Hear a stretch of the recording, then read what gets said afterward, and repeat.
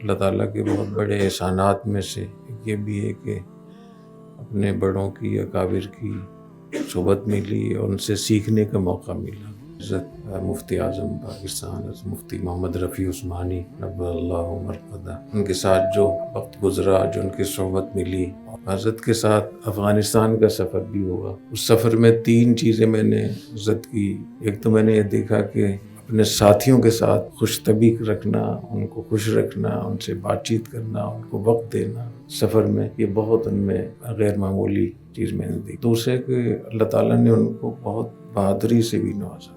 جنگ کے دنوں میں افغانستان کا سفر، اور وہ سفر بھی اس طریقے سے ہوتا تھا کہ روسی طیاروں کی بمباری کا بہت اندیشہ ہوتا تھا، تو گاڑیوں کو گارے سے لیپ دیا جاتا تھا تاکہ اس کی چمک نہ ہو۔